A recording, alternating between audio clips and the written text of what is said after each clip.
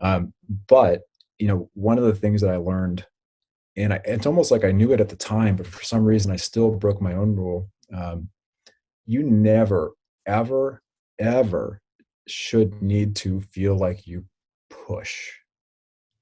And when it comes to anything involving things like capital raising or things involving other people's money, and I know that already, but if for some reason my inexperience, or maybe that moment, or maybe too much excitement about how good the deal was and wanting someone else to see my perspective on why I put my own money into it, there was an investor where I hit the send button on an email, and I just didn't need to do that.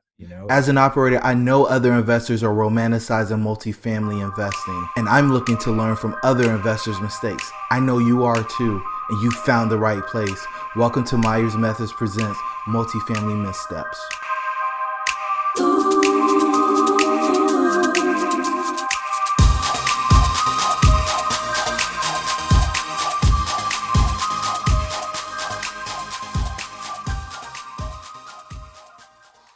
Hey everybody, and welcome to Myers Methods Presents Multifamily Missteps. I'm your host, Jerome. I've got the great pleasure of having Spencer Hilligoss from Madison Investing with me.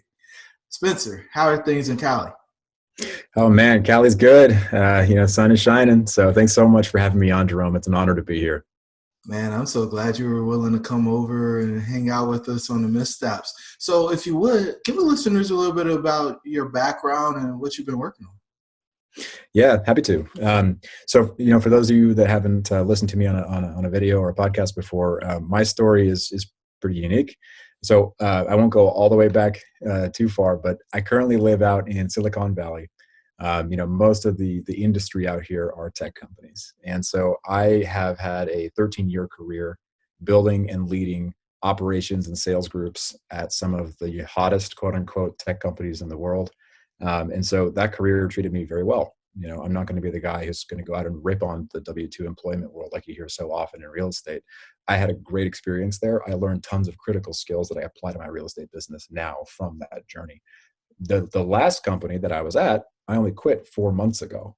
And so that was actually a real estate tech company and a lender where we were doing up to 600 transactions per month by the time that I left. And I went in there with pretty light real estate investing experience. I had done very heavily regulated stuff, in terms of other, taxes and payroll and these other companies that solve pretty dry sounding things, honestly, that a lot of people don't really want to hear about, but critically important stuff. And I got thrust into this lender and surrounded by investors on a daily basis. And all of them were trying to tell me to get into it, to be a flipper. I had no interest in being a flipper, but I did really get into multifamily. And I realized this is a great strategy. So we were passive investors first. We built a small residential portfolio first. And eventually we started investing in multifamily. And then furthermore, we realized this was actually so fun and so important and just adding value back into the world, helping other people achieve their goals. So I actually went full time, and that's what led me to being a full time real estate investor. I do just want to add, by the way, that like my earliest exposure to real estate was actually far before most people, even probably finished school or high school. My dad exposed me to real estate at the ripe old age of 6. And so he was one of the top performing real estate brokers in residential in the country back in the 90s. And he was making me work open houses as a teenager. I learned that kind of stuff pretty early on and hated it. And it's one of the reasons that I jumped into technology. So, for all those reasons and more, and you and I have a great relationship, Jerome. So you've heard my story, but that wasn't always the case in that brokerage business for my dad. So his business crumbled because we had some hardship we went through. I lost my brother to cancer. He got a divorce. All this other stuff happened. His business crumbled. And that's a heck of a big reason why I look at the financial world with an ethos of playing financial offense and playing financial defense. And that is one of the things I coach on these days. And I help people understand why I made that big switch and I jumped out of the corporate world to become a full-time multifamily real estate investor. So always happy to chat about that if folks ever want to hear more about that. But that's my quirky story. Beautiful, beautiful. So you've been doing some big deals in order to be able to exit. I mean, a tech executive makes a little bit of money. You can't go back to beans and rice from there. You got a wife and a business partner, some kids, and some other stuff going around. And we live in a pretty expensive market. So, I mean, talk to me. How has that transition been? Have there been any missteps along the way? Yeah, it's inevitable you're going to hit missteps. You're going to have hard learnings along the way. And so I think, first and foremost, I would say the last company I was describing, I was at a real estate tech company, a lender. It was called Lending Home, and they're doing great. Uh, when I first joined that company, I really thought I had it all figured out. And I think it's relevant to bring up for the multifamily missteps discussion, because I went in and I had to become a loan originator, and I'd been a really capable and, quote unquote, proven leader in operations and sales and startups, but that doesn't mean that you know anything about the mortgage world or about the real estate investing transactions. And so I'm going in there with a lot of swagger. I'm going in there saying like, oh, LTV, what does that mean? Oh, that means lifetime value. And in the SaaS world, in the software as a service world, that is like literally what that means. And so I'm sitting there going, oh, you mean LTV? It doesn't mean that. And I could probably pick 36 different acronyms, and they would all be parallel to the other world that I knew better. Jump into this world surrounded by investors and realizing, oh, wow, I'm really going to have to learn this stuff if I want to make a mark that is actually meaningful here. And so first thing that was a misstep right off the bat was jumping into that world and thinking I had to figure it out. So I went way deep. The catalyst for that, besides the shaming of multiple discussions where people call me out for not knowing my stuff, which happened a lot. And I had to manage people, by the way. I had to manage people that were loan originators with experience, and they're looking at me like, "Hey, dumbass, like you're my manager. This guy's my manager." And so, if you haven't been in that seat, I strongly encourage you to try it if you want to get humbled and learn some stuff. Try to go manage an experienced loan originator with no origination experience, and then have to get grilled by him. But it forced me to learn. And I went and passed that damn test. I failed it the first time by one question. I went and passed that damn test. And then I had to go and build how to train other people on doing it. And then I had to go really, really learn the ropes. And so that has to be the first one. In multifamily specifically, though, we built up our residential portfolio as investors, as passive investors. And when we first jumped into multifamily, you have to have your investing criteria, right? And your criteria is personal to you. But hopefully it's in the same 3 pillars and buckets that, I didn't come up with this concept. I mean, I'm borrowing these ideas from the brilliant people that came up with it long before me. But you look at the operator, the market, and the deal. And I could underwrite residential deals. And I thought, oh, I won't have to learn that much more, really, to go learn this commercial thing. And yeah, I mean, it's a different thing. It's a totally different thing. It's a vastly different underwrite. And so once I realized that, and we did actually, I think, invest in a deal when we first started, where I'm like, we probably would have not have done that one in hindsight. But you have to approach it and go deep on the underwriting knowledge. And I'm thankful for some of the coaching programs that are out there on how to do this stuff, because if you treat it like it's a hobby, you're in for some pain, or at least you're in for some learning on how to lose money, because that's effectively what I think is going to happen with one of those investments that that we made early on. It's a 5-digit number, so that has to be another one. So I would say I could probably keep going because there's so many. Talk about that. So, because underwriting is kind of my deal, right? I think I've went so deep on it because I think there's been more lies or stories told in Excel than Microsoft Word, right? Oh, that's funny. We can make that spreadsheet say whatever we want it to say, and then because I actually have to eat my own cooking after I put that together, and I'm trying to operate to what I promised folks before we actually got into the project. What is it that happened, or what do you know now that you wish you would have known before you made that investment? Yeah, first and foremost, I think it comes down to just to clarify for people too, I think when I say underwrite, what I mean by that is the holistic decision, right? It's the holistic decision about the operator, the market, and the deal. It doesn't just mean the spreadsheet. So the spreadsheet is one critical part of that when you're looking at the deal. I mean, and within that, I will say that like the importance of things like cash reserves, right? Like the importance of those types of things to help you when you're early in a value add project, because so many of the deals, I mean, actually all the deals we've invested in as LPs or as GPs, they've been value add deals of some type, whether it's multifamily or a different asset class. So you got to have cash reserves, and I think that is very important if something occurs on a property early in the life of a deal. Um, Other than that, though, I thought that on the underwriting of this sounds funny, but I want to explain this for people. Like when I say underwrite the operator, I'm basically saying, how do you evaluate? How do you vet the operator? How do you vet the person that's at the wheel? So underwriting the operator, I didn't see the connection between the skills that I had honed and really good at. There's very few things in this world that I think people should go out and claim that they are quote unquote experts on. This is one thing I get to lean into the mic and say, I am an expert at interviewing people. And so I have hired so many people of different trades and different lines of work in my corporate career. And I didn't see the connection between real estate and those two things. And so once I did, and I realized, oh, wait, I can build out a vetting criteria for the team that is running a multifamily project. And it can have some questions in it that will be really, really similar in structure and use things like behavioral interviewing. And they'll be better. And I don't hear anyone talking about that. Like I hear some folks saying in the real estate world, like, oh, go and make sure that they have a track record. Well, it's kind of like, duh. I think beyond that though, asking questions that are behavioral to say, hey, tell me about a time when. No one likes to get those interview questions. Those are the hardest interview questions anyone's ever going to get. And a good interviewer will know that they're going to ask them, and they're going to have to do follow-up questions to it. That's the type of stuff, Jerome, where I realized that is way undereducated on. And I think people would benefit mightily from even going through things like interviewing training just to go and understand how to build better partnerships and vet the people that they talk to.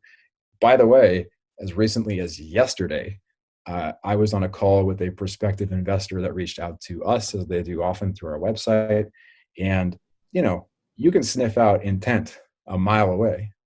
And if you have these skills, you can sniff out intent, or if the intent is not accurate. And so if they state the intent, oh, I'd love to invest. And you're like, well, then how do you even know how to ask a question that you just asked? You're clearly an active investor with a huge portfolio. So why don't you can we just have an honest human conversation about what you're trying to get at here? So it's those types of skills that I think are really, really helpful for people to build up and apply from their day jobs when they make a jump over to multifamily, and realize stuff, but you got to put a little bit of work in to tailor it to the application of real estate investing. Okay. And so you would have vetted the deal holistically a little bit differently. Well, if you were looking at the same deal today, it wouldn't pass your sniff test, right? Correct. That's correct. Yeah. And I mean, and to give you an example, it would be something occurred on this property, and it was really early on in the hold period. And it caused significant damage to the property. And there were cash reserves, but not enough. And, the cash flow from so many multifamily projects is expected to build over time while rent increases go in place and you get occupancy where it needs to be. But you don't, unless they're experienced, they're not going to know how much of the padding that they're going to need. Like what happens if something destroys a portion of a building, an act of God, and you got to dig out of that early. Yeah, and if you don't have the cash to fix it, then you're going to have to go back to your investors. And that is a really rough way to go back to it, to other people's money early in a project. Is like you're saying, oh, we just launched this thing and now we have to go ask for some. So at least they made the right decision, and they put more of their own funds into it to cover. They didn't do a capital call like 2 quarters into a 5-year hold, but it was there was a moment where we were thinking that was going to happen. Yeah, capital calls are no fun, but I mean, it's part of it as an investor. And on an earlier episode of this podcast, I got to talk to Brian Burke, and he talked about writing a check for a mortgage for 3.5 years because it went in a place that he didn't expect it to go. And he wasn't okay doing the capital call. And Yeah. eventually they got out of it. But can you imagine? And I mean, it was $15,000 a month where he was Well, for the mortgage. So, everybody doesn't have access to that type of capital. And, everybody's got different capacity. But to your point, is the operator willing to fix it first, right? right. And do everything they can and then go ask for help versus, hey, something went wrong. It's not my problem. I need you guys to fix it. And, I've been in that case where back to this, I eat my own cooking, right? I model something, the model and the reality don't line up, and there's a delta that needs to be covered. We put it in, and not only do we put it in, but we put it in as an interest-free loan, right? And then work your way back out of it, and everything in the end if your intention's right. So, I appreciate you offering that. Are there a couple of other missteps that's worth talking about this time? Yeah, I think specifically on investing in multifamily deals with lots of other passive investors and limited partners. We've done a lot of deals now where we typically go in. We were first passive investors, and we still are now. So we invest alongside the other folks that come into our deals. But one of the things that I learned, and it's almost like I knew it at the time, but for some reason I still broke my own rule. You never, ever, ever should need to feel like you push. And when it comes to anything involving things like capital raising or things involving other people's money, and I know that already, but if for some reason my inexperience, or maybe that moment, or maybe too much excitement about how good the deal was and wanting someone else to see my perspective on why I put my own money into it, there was an investor where I hit the send button on an email, and I just didn't need to do that, and it really triggered them to not only walk away from that deal, it triggered them to probably just not want to work together in general at the relationship level, and that is something you have direct control over. And so I think if you're sitting there and you're talking to a person that you've already established great rapport, you have mutual respect, you're having great discussions, you're getting to know each other, but they decide that this one deal isn't for them, that's their choice. Like you don't need to push beyond that. And in hindsight, I hit send on an email that was more just like nudging them toward it. It wasn't like I put an all caps email that said, do the damn thing. But it just said, effectively, hey, I really do think that this is the right deal for you. I just, it's the opposite of how we operate in general, and I operate in general, which is hardcore education focused and like basically taking off all the pressure that you would ever want to experience, because that's what I expect as a passive investor. As an LP, I want to get great insights and data, see if an opportunity matches my own criteria, and then decide if the capital is a fit for the opportunity on a timetable that matches our strategy. And so if I don't give other people the opportunity to experience that at the right pace, just like I do, well, then I'm doing it wrong. So I'm gonna catch you off guard with this question, but what's the spidey sense that the tingles that happen when you're pushing? Because it's not like there's a roadblock that says don't do this. So what happens when you're inside, when you're like, all right, I'm working too hard to get this person to participate? It's a feeling. I mean, I know we're getting into kind of the senses and the feelings, but it's a feeling in the gut. It's a feeling in my gut, and I really do think that, like, you sit there and I'm trying to pin down the thought process in my mind when I hit send on that one email, for example. It comes from a place of me, right? What's up, guys? It's your host, Jerome. I just want to let you know we launched Myers Methods in the fall of 2019 with the ambition to inspire a new breed of multifamily investor. If you are interested in getting into multifamily or scaling your current business, hop over to our website at myersmethods.com to grab your free 4-step guide on how to get the ball rolling in multifamily. Now let's get back to the episode. Not you. And that's really at the core, I think, where the disconnect is. And everything about doing great business should always be about you. And I mean, really, I'm having a really hard time coming up with a single example of a facet of a business that shouldn't be tailored around the end user, right? I mean, whether that if you're in a tech company or if you're in a if you're in a CPG, consumer packaged good company, if you build your business around the end user, your business is likely to do well.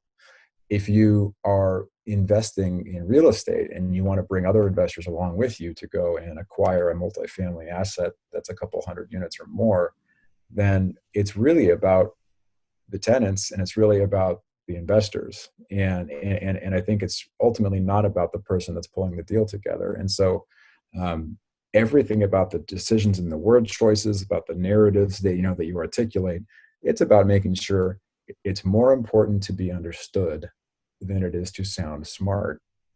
And that is one of those lessons that I think I got early in my corporate career that very much applies to this too. So it feels like it feels selfish if you're having to do it, but I don't know if that's where you're going with it. No, no, I think that's perfect, and I wouldn't have drawn the line. You know, I hear some of the marketers talk about you want to make your client feel like the hero, right? If you're the hero, then it doesn't work. But if you make them feel like the hero, then they're coming back for that dopamine hit over and over and over again. And that's exactly what you're saying. Hey, if I'm needy, if I want you to do something, I'm trying to coerce you to do something, you're Mhm. going to run away. Think about trying to catch a dog that got out that's not supposed to be out. You chase the Right. dog runs away. If you wait for the dog, or you bend down to a knee and encourage the dog to come over, you can hook it with the leash and you guys can go back in the house. But that neediness or that chasing sends people and animals away from you. So I think that was perfect, man.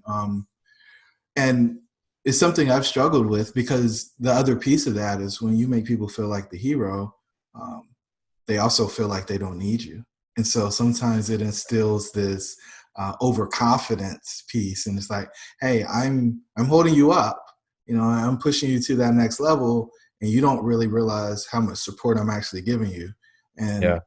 I don't know how to balance that yet. I'm still working through that in my coaching business and in my investing business. But the reality of the situation is those are two things that I've been trying to balance as well. So kudos to you for being authentic enough to share that with the world, because I think a lot of people get to the place where, hey, I want to accomplish this goal, right? Regardless of what you're talking about here, we all want to finish something. Like that's where the most success happens, in the accomplishment of the task, not just trying to do it. And if you're trying to raise $1 million or $3 million, whatever the number is, and this person has 250 and they can get you closer to that goal, you want them to do that, but the intent is important. And you talked about that in an earlier story, right? You want them to invest because it's the right decision for them, not because it helps you get across the finish line faster. That's right. And That's so exactly. that's a key learning, and one that we haven't heard in all the episodes so far. So I really appreciate you sharing that. Is there anything else that you want to share on this episode? Yeah, I mean, and one of the things I want to double down on for a moment, Jerome, on that topic is I think you just hit a really, really timely thing for folks that are earlier in the journey, that really need to hear, which is because it comes up all the time in my conversations when I'm talking to aspiring passive investors. Because there's folks, if you look at like active, I'm using my hand gestures, which is only helpful for people watching the video, but I'll say one end of the spectrum, you have people who know for a fact they want to stay 100% passive in real estate investing. They want to bring capital to the table and they want to vet and invest in those deals. Passive investors, true LPs. On the other side, you've got active investors. And when someone, and I went through this too, when you're first learning about the real estate investing world, and you jump in with this fervor and enthusiasm and you want to devour everything, and you're probably smart, you're probably a pretty smart person because you found your way there. And smart people are stubborn people. And um, when you're stubborn about I can do it all and I don't need help, that's when you get into risky territory, because you're about to go embark on, and like I really have this conversation every week now with people that come in and they want to passive invest and they want to be LPs, but then sometimes they go down this rabbit hole of saying, well, wait a sec, the returns that I could get if I was the GP were way better. And I'm like, right, well, let's run this quick equation. Or, maybe not on the phone because it would take too long, but I would just say, have you put a dollar value on your time? Because if you don't know the dollar value, the actual monetary value of an hour, then I encourage you to go do that. Because you only have three limiting factors. And the corporate buzzwordy way of saying this is the lim facts, the limiting factors. You have time, expertise, and capital. We're all constrained by these three things. You don't have the expertise yet, but you risk overconfidence because you think you have it. Maybe you have capital, but you still need to play this out. And then you have time. Being an active investor is extraordinarily time consuming. It is extraordinarily expertise heavy. And if you think you can get a better return by being a sponsor yourself or being the owner operator, or one of my favorite ones, Ram, is when people argue with me about why we use property managers on our residential properties. And they say, why don't you just save that 10%? And be like, because my time per hour is worth far more than that 10%.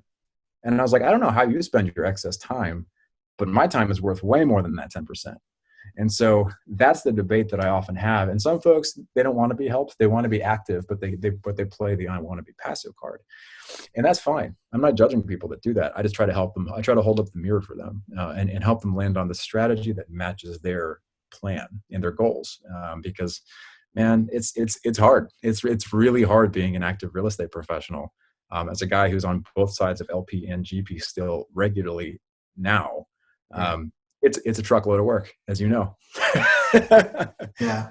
If I can add a point to that. So we got this drawing where there's a pyramid, and we say every investor has to overcome these four things, right?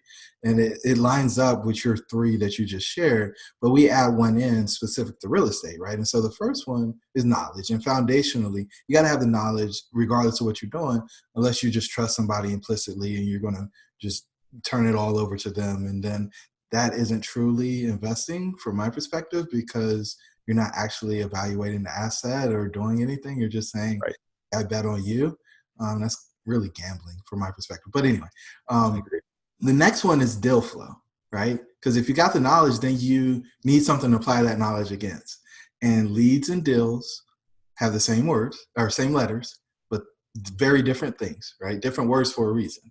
A lot of people have leads and they think they're deals.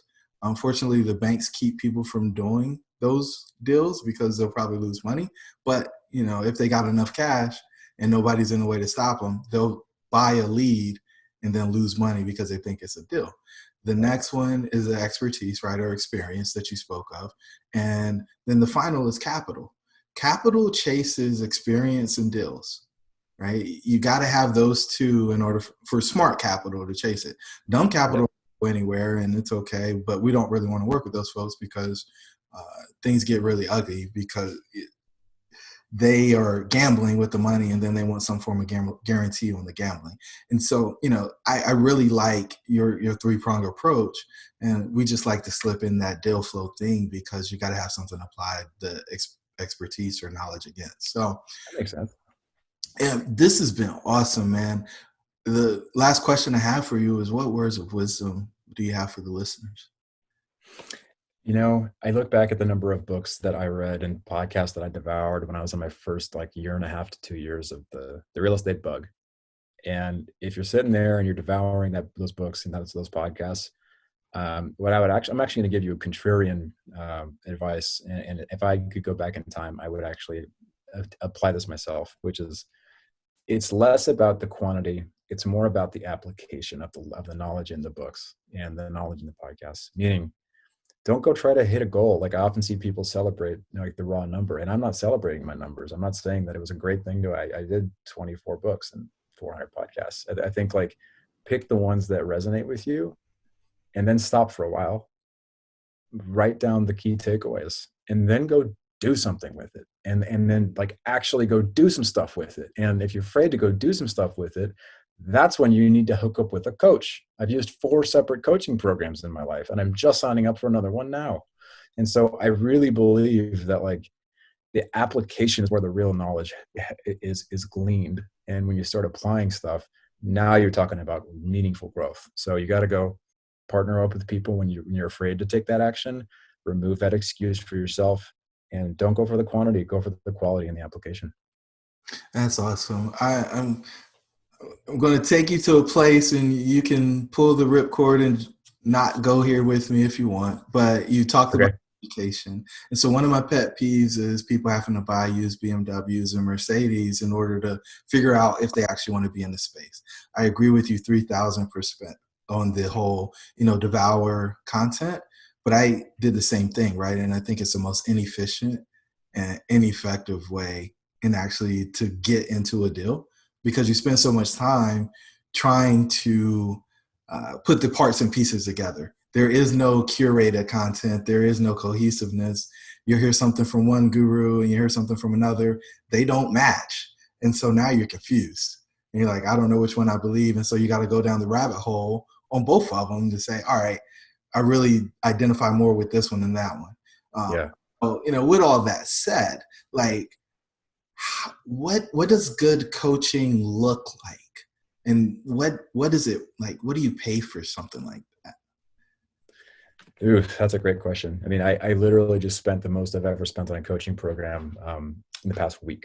And I sent over the funds via PayPal the other day. And the reason why I thought this was a good one was because the person I'm working with, they don't pull punches. And I think that is so critical. And the first coaching program of 4 that I used was focused heavily on underwriting commercial real estate deals. And I thought, as I mentioned earlier, I thought I really had it figured out after my residential experiences building a lending organization, but totally different animal. So I went in there and I used other resources in a coaching program where the coaches would rip up my own analysis. And they would look at it and they'd say, nope, expense is too high. Nope, that entire line is inaccurate. Nope, nope, nope, nope, nope. And so that ability to accept feedback is in of itself a mindset and a skill that you kind of have to prepare for. But going into a coaching program, a lot of people just expect the shot in the arm motivation. And I do think it should play that role too. And I seek that too, right? Like everyone does better if we have a little bit of that shot in the arm. But the internal drive is really going to be something that they're going to be nurturing, because the internal drive is the one that's going to carry you through this. If you're really going to go for this stuff, you're going to need that. An external drive, like a coach, is not going to be the person that gets you up at 4 a.m. every single day. It's going to be your goals that they helped nurture with you. Another person, another quality I would say that I look for is, does the coach actually have the experience and have they done what you're looking to do? And if they haven't done that yet, that's probably not a good fit for the coach, and I will say that, like, it's an interesting thing observing on places like LinkedIn. I know both you and I are very active on LinkedIn. Just pick a social network. It could be Instagram, it could be Facebook, it could be LinkedIn. There's a lot of new coaches, and there's a lot of coaches who, they basically are enthusiastic, and they do have, of course, they have value to add. And I'm not here to say that they shouldn't be doing it. I do say that, like, people who are about to pay them money that they worked hard to earn, they should absolutely be taking a look and asking themselves, oh, does this person I'm about to pay money to actually have experience doing the thing that I'm about to learn from them? And whether that's, I've been hit up literally in the last 24 hours by 3 separate coaches on LinkedIn who say they're going to teach me how to do LinkedIn well. And so the first thing I do, and I'm saying, oh, this is interesting. Well, let me just go click on their profile. They might have like 1 or 2 likes or comments on their posts, or 0. And I don't think I have that all figured out. I really, really don't. But I it's stuff like that where I'm like, well, then what are you actually doing? What are you actually selling? It's like, what are you providing to people? And I'm going to go out of the way and say it, like, is that ethical? So, it's I know it's taboo, it's an elephant in the room thing, but, like, it's a fair question, particularly if you're asking for money. If you're asking for people's money and it's a coaching program, it better be based on reality. Otherwise, you're doing something shady. So anyways, sorry, I got a little too candid there. Talks about being a practitioner. And Yeah. I don't agree with everything Gary says, but I think you have to be a practitioner of whatever you're teaching. I absolutely believe that you have to have real world experience. and been on the front lines in order to be able to help people weather those storms. So I think your comment is more than fair. And I appreciate you not holding punches on that one. Spencer, this has been amazing, man. I look forward to spending more time with you. And, who knows, we might work on something in the future. Yeah. Thank you so much, Jerome. I really, really appreciate it. You know that I cherish our conversations, and this is a new format and a new way to actually share it. I think more people in multifamily need to hear stories that are real, and this is the best way to get it out there. Thanks, man. Talk to you soon. All right. You made it to this juncture, so you really love what we shared on this episode of Myers Methods Presents Multifamily Missteps. Do us a favor. Give us a 5-star rating. Give us a review. And share this with somebody who's interested in multifamily investing. Until the next time, the pack is with you.